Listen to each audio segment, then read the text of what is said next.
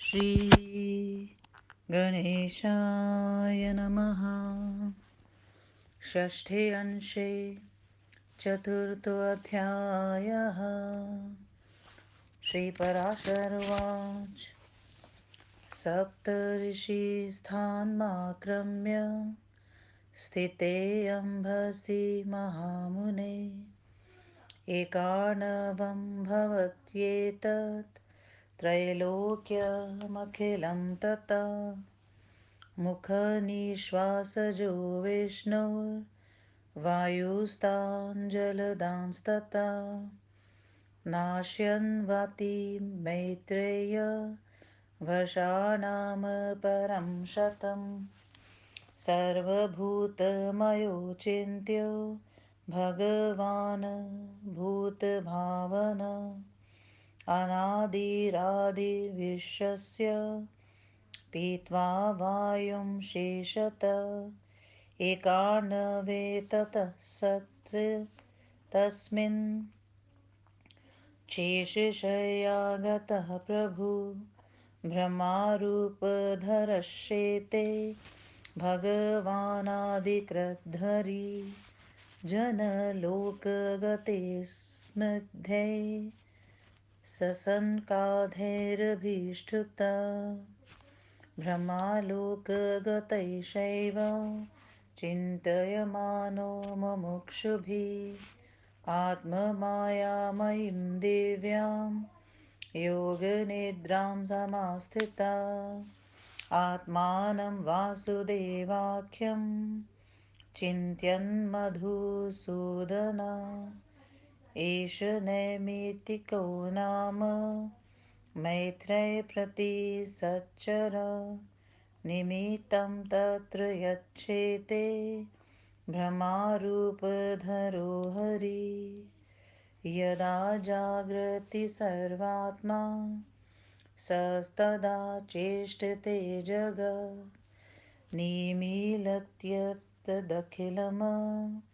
मायाशय्यां गतेच्युते पद्यो निर्दिनं यतु चतुर्युगसहस्रवत्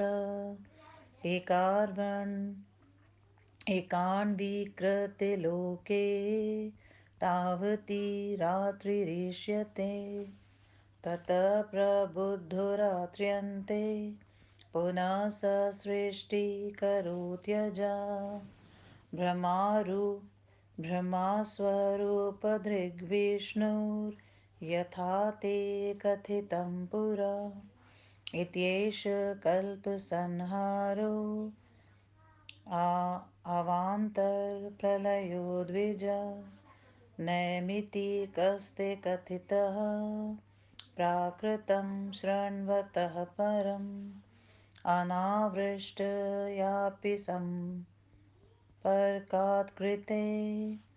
संक्षालने मुने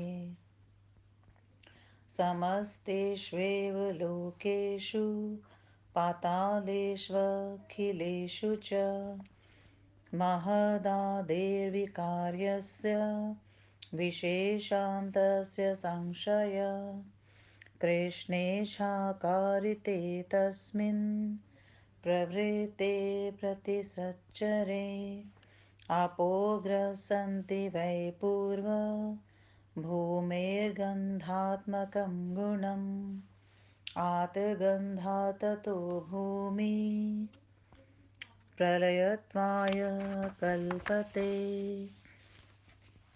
प्रणष्टे गन्धतन्मात्रे भवत्युर्विजलात्मिका आपस्तदा प्रवृद्धास्तु वेगवत्यो महास्वना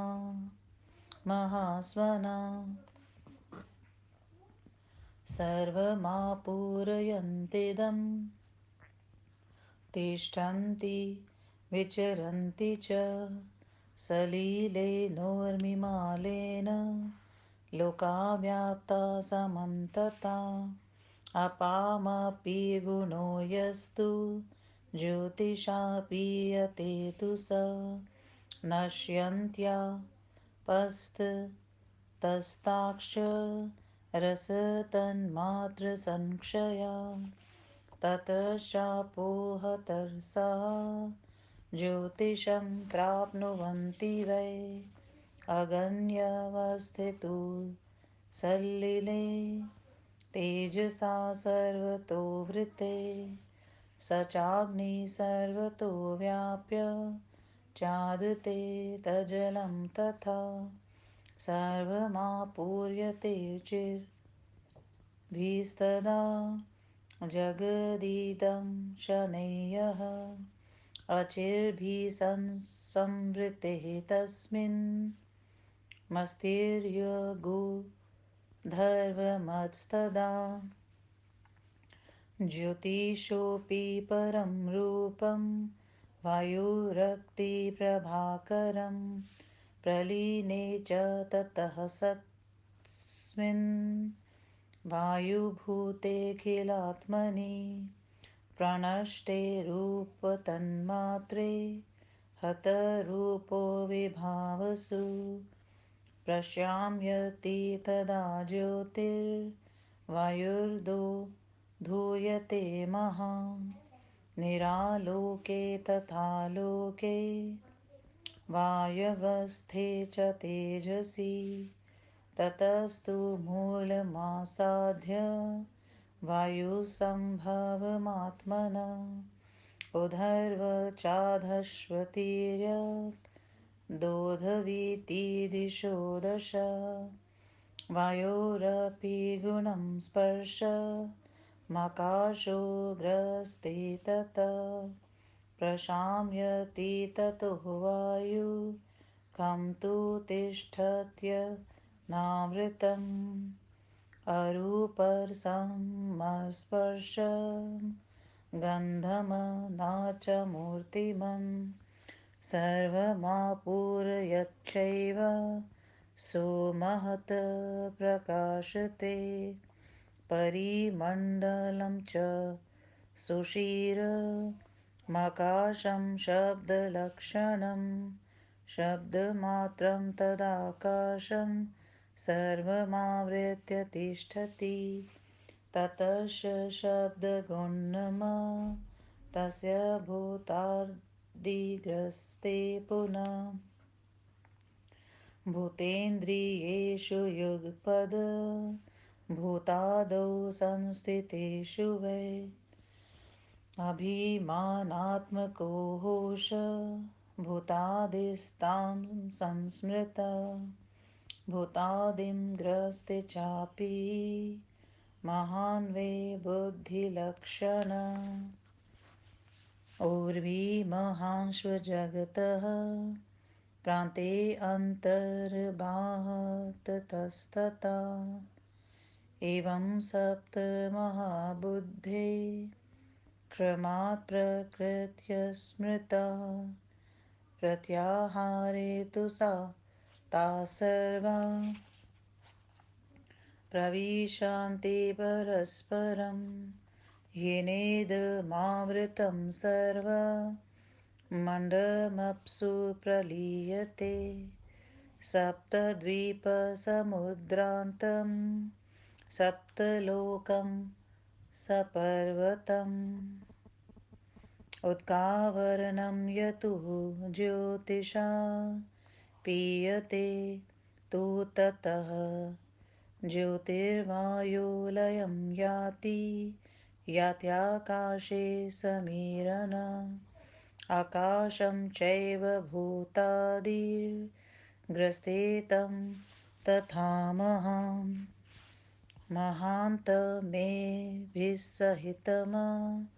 प्रकृतिग्रस्ते द्विज गुणसाम्यं नोद्रिक्त मनयूनं च महामुने प्रोच्यते प्रकृतिहेतु प्रधानं कारणं परम् इत्येषा प्रकृतिः सर्वा व्यक्ताव्यक्तस्वरूपिणी व्यक्तस्वरूपमव्यक्ते तस्मान्मैत्रेय लीयते एकशुद्धोऽक्षरो नित्य स सर्वव्यापी तथा पुमान् सोऽप्यंशं मस्य सर्वभूतस्य मैत्रेय परमात्मनं न सन्ति यत्र सर्वेशे नाम जात्यादिकल्पना सता मात्रात्मते ज्ञेय ज्ञानात्मन्यात्मनः परा तद्ब्रह्मा परमं धाम परमात्मा चाचीश्वर स विष्णु सर्वमेवेदं यतो नावर्तते यति प्रकृतिर्यामया ख्याता व्यक्ताव्यक्तस्वरूपिणी पुरुषश्चापयो भावेतौ लीयते परमात्मनि परमात्मा च सर्वेषामाधारः परमेश्वर विष्णुनामासवेदेषु वेदान्तेषु च गीयते प्रवृत्तं च निवृत्तं च द्विविधं कर्म वैदिकं ताभ्यामुभाभ्यां पुरुषे सर्वमूर्तिः स युज्यते ऋगयजुषामभिर्मार्गे प्रवृत्तेरीज्यते हसौ यज्ञेश्वरो यज्ञपुमान्यः पुरुषै पुरुषोत्तम ज्ञानात्मा ज्ञानयोगेन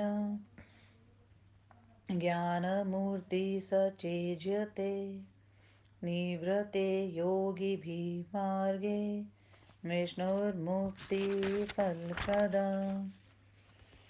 ह्रस्वदीर्घप्लुतेर्यतु किञ्चिदवस्त्वभिधीयते यच्च वाचां विषयं तत्सर्विष्णुरव्यक्तस्सः एव चाव्यक्तस्सः एव पुरुषोऽव्यय परमात्मा च विश्वात्मा विश्वरूपधरो हरि व्यक्ताव्यक्तात्मिकः तस्मिन् प्रकृतिसम्प्रलीयते पुरुषशापि मैत्रेय व्यापिन्यव्याहतात्मनि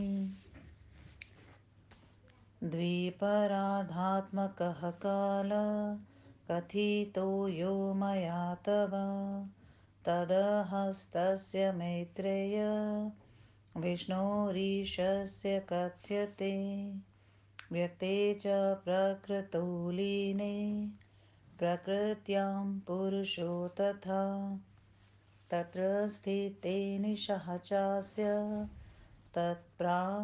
तत्प्रमाणं महामुने निवाहस्तस्य नानिशा नित्यस्य परमात्मा उपचारस्तथाप्येष तस्येषस्य द्विजोच्यते इत्येष तव मैत्रेय कथितप्राकृतो लय आत्यन्तिकमतो ब्रह्मा निबोध प्रतिसच्चरम् इति श्री विष्णु महापुराणे षष्ठे अंशे चतुर्थोऽध्यायः।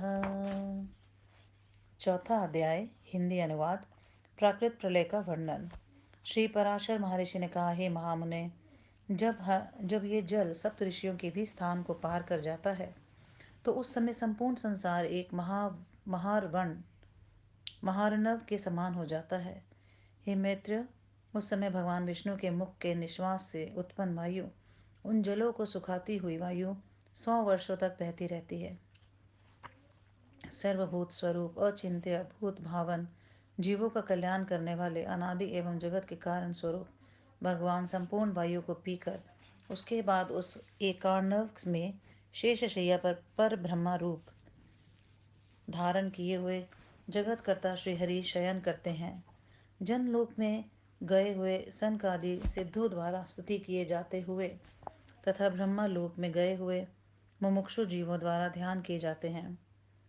अपनी माया स्वरूपिणी योग निद्रा में स्थित भगवान मधुसूदन वासुदेव नामक अपनी आत्मा का चिंतन करते हुए स्थित रहते हैं। हे मैत्र, यही नैमितिक प्रति सचार प्रलय है। ब्रह्मा रूपधारी श्रीहरि का शयन करना ही इसका निमित्त है। जब सर्वात्मा श्रीहरि जगते हैं तो यह जगत चेष्टा करता है। जब भगवान शेषशैया पर सो जाते हैं उस समय जगत भी लीन हो जाता है। ब्रह्मा जी का 1000 चतुर्युगों का दिन होता है, उनकी रात्रि भी उतनी ही बड़ी होती है। उसके बाद रात्रि के अंत में जग कर ब्रह्मा जी पुनः उसी तरह से सृष्टि करते हैं जैसा कि मैंने तुम्हें पहले बताया था। हे द्विज, ये कल्प संहार है, इससे ही अवान्तर प्रलय कहते हैं। इस तरह से मैंने तुम्हें नैमितिक प्रलय बतलाया। अब प्राकृतिक प्रलय सुनो। अनावृष्टि आदि के संयोग से समस्त लोकों तथा समस्त पातालों के विनष्ट हो जाने पर, महत्तत्व से लेकर पंच महाभूतों के विनष्ट हो जाने पर यह प्रलय भगवान विष्णु की इच्छा से उपस्थित होता है। इसमें सर्वप्रथम जल पृथ्वी के गंध को निकल लेता है। उस समय गंध रहित पृथ्वी का प्रलय हो जाता है। गंध तन मात्रा के विनष्ट हो जाने पर पृथ्वी जलमय हो जाती है। उस समय जल अत्यंत बढ़ जाता है। उस समय जल वेग संपन्न और घोर ध्वनि से युक्त हो जाता है। जल से यह संपूर्ण जगत परिपूर्ण हो जाता है। यह जल कभी स्थिर हो जाता है और कभी बहने लगता है। जल के तरंगों से सभी लोग व्याप्त हो जाते हैं। जलों का भी जो रस नामक गुण है उसे तेज पी जाता है। रस तन मात्रा के विनष्ट हो जाने से जल भी विनष्ट हो जाते हैं। उसके बाद रस का अपहरण हो जाने से जल तेज के रूप में परिणत हो जाते हैं। जल के सब ओर से तेज से युक्त अग्नि के रूप में अवस्थित होने पर वह अग्नि सब ओर से व्याप्त होकर संपूर्ण जल को भी पी जाता है। उस समय धीरे धीरे यह संपूर्ण जगत तेज से परिपूर्ण हो जाता है। जगत के ऊपर नीचे चारों ओर तेज से परिपूर्ण हो जाने पर तेज का प्रकाश करने वाला जो रूप नामक गुण है उसको वायु कहा जाता है। रूप तरमात्रा के प्रलीन हो जाने पर रूप रहित तेज जब वायु के रूप में परिणत हो जाता है उस समय तेज शांत हो जाता है और वायु वेग से चलने लग जाती है। संसार के प्रकाश रहित हो जाने पर तथा तेज के वायु में स्थित हो जाने पर अपने मूलभूत आकाश के आश्रित होकर ऊपर नीचे तिरछा सब ओर से दशों दिशाओं में प्रचंड वायु चलने लगती है। उसके बाद वायु के स्पर्श नामक गुण को आकाश ग्रस्त कर लेता है। उस समय वायु शांत हो जाती है और आकाश आवरण हीन हो जाता है। उस समय रूप रस गंध तथा स्पर्श एवं आकार से रहित आकाश ही सबको व्याप्त करके प्रकाशित होता है। उस समय गोल छिद्र रूप से शब्द स्वरूप आकाश शब्द तन मात्र रूप आकाश ही सबको आवृत करके रहता है। उसके बाद आकाश के शब्द नामक गुण को ताम सहाकार भूत आदि ग्रस्त कर लेता है। पंचभूतों तथा इंद्रियों के एक ही समय में ताम सहाकार में स्थित हो जाने पर अभिमान रूप से स्थित रहने के कारण इस अहंकार को ताम सहंकार कहते हैं। उसके बाद तामसहंकार को भी बुद्धि स्वरूप महत्तत्व ग्रस्त कर लेते हैं। पृथ्वी और महान दोनों रूप समान रूप से जगत के आंतरिक तथा बाह्य सीमाएं हैं। हे महाबुद्धिमान नेत्र, इस प्रकार से सातों क्रमश प्रकृति कहे गए हैं। प्रलय काल में वह क्रमश अपने कारणों में लीन हो जाती है। इससे ही आवृत होकर 7 द्वीपों 7 समुद्रों 7 लोकों तथा पर्वत समूह से युक्त संपूर्ण ब्रह्मांड जल में लीन हो जाता है। जल रूपी आवरण को तेज भी पी जाता है। तेज वायु लीन हो जाता है। वायु आकाश में लीन हो जाता है। आकाश को भूतादि अहंकार ग्रस्त कर लेता है और अहंकार को महत्तत्व ग्रस्त कर लेता है। हे द्विज, इन सबों से युक्त महत्तत्व को प्रकृति ग्रस्त कर लेती है। हे महामुने, न्यूनाधिक भाव से रहित गुणों की जो साम्यावस्था होती है उसे ही प्रकृति कहते हैं। प्रकृति ही प्रधान भी कहलाती है। यही संपूर्ण जगत का प्रधान कारण है। हे मैत्र, यही व्यक्त तथा अव्यक्त स्वरूपिणी संपूर्ण प्रकृति है। हे मैत्र, व्यक्त स्वरूप प्रकृति अव्यक्त स्वरूप में लीन हो जाती है। इसके अतिरिक्त एक शुद्ध अक्षर, नित्य तथा संपूर्ण प्रकृति में भी व्याप्त होने के स्वभाव वाला होने के कारण व्यापक पुरुष जीवात्मा भी परमात्मा का अंश है। सत्ता मात्र ये ज्ञान स्वरूप आत्मा से परे सबों के स्वामी जिस परमात्मा में नाम तथा रूप आदि की कल्पनाएं नहीं होती हैं, वे ही परम ब्रह्मा, परम धाम, परमात्मा तथा ईश्वर शब्द से कहे जाते हैं। वह संपूर्ण जगत स्वरूप है। उनको ही प्राप्त करके यतिजन पुनः इस संसार में नहीं आते हैं। जिसको मैंने व्यक्त और अव्यक्त स्वरूपिणी बतलाया है, उन प्रकृति तथा पुरुष जीवात्मा दोनों का परमात्मा में लय हो जाता है। परमात्मा ही सबों के आधार और परमेश्वर है। वे ही वेदों तथा वेदांतों में विष्णु नाम से कहे गए हैं। प्रवृत्ति रूप तथा निवृत्ति रूप दो प्रकार से वैदिक कर्म होते हैं। उन दोनों प्रकार के कर्मों के द्वारा जीवों द्वारा संपूर्ण जगन मूर्ति, संपूर्ण जगत शरीरक श्री भगवान पूजे जाते हैं। ऋग्वेद, यजुर्वेद तथा सामवेद में वर्णित विधि से प्रवृत्ति रूप कर्मों के द्वारा पुरुषों द्वारा यज्ञेश्वर, यज्ञ पुरुष, पुरुषोत्तम परमात्मा पूजे जाते हैं। ज्ञान स्वरूप ज्ञान मूर्ति, ज्ञान शरीरक परमात्मा ज्ञान योग के द्वारा पूजित होते हैं। निवृत्ति मार्ग के द्वारा योगियों के ज्ञान योग प्रदान कर्मों के द्वारा परमात्मा पूजित होकर भगवान विष्णु मुक्ति रूपी फल प्रदान करते हैं। हस्व, दीर्घ एवं प्लुत शब्दों के द्वारा जिस किसी भी वस्तु का अभिधान होता है तथा जिन्हें पूर्ण रूप से अवर्णनीय होने के कारण वाणी का अविषय बतलाया गया है, वह सब कुछ विकार रहित भगवान विष्णु ही है। वही व्यक्त और वही अव्यक्त हैं। वही पुरुषोत्तम कहे जाते हैं। संपूर्ण जगत शारीरिक श्रीहरि ही परमात्मा तथा विश्वात्मा है। उनमें व्यक्ताव्यक्त स्वरूपिणी प्रकृति का लय होता है। हे मैत्रेय, उन सर्वव्यापक परमात्मा में ही पुरुष जीवात्मा भी लीन हो जाता है। मैंने जो तुम्हें द्विपरार्धात्मक काल बतलाया है, हे मैत्रेय, संपूर्ण जगत के स्वामी भगवान विष्णु का वह दिन होता है।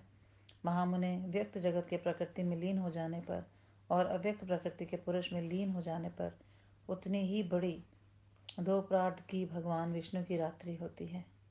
हे द्विज, यद्यपि उन जगत स्वामी का ना तो कोई दिन होता है और ना तो कोई रात्रि होती है, उनके दिन और रात्रि का वर्णन तो केवल औपचारिक ढंग से होता है। हे मैत्रेय, इस तरह से मैंने तुम्हें प्राकृत लय का स्वरूप बतलाया। हे ब्राह्मण, इसके बाद तुम मुझसे अत्यंतिकलय को सुनो। इस तरह श्री विष्णु महापुराण के छठे अंश के चौथे अध्याय का शिव प्रसाद द्विवेदी श्रीधराचार्य कृत हिंदी अनुवाद संपूर्ण हुआ। ओम नमो भगवते वासुदेवाय।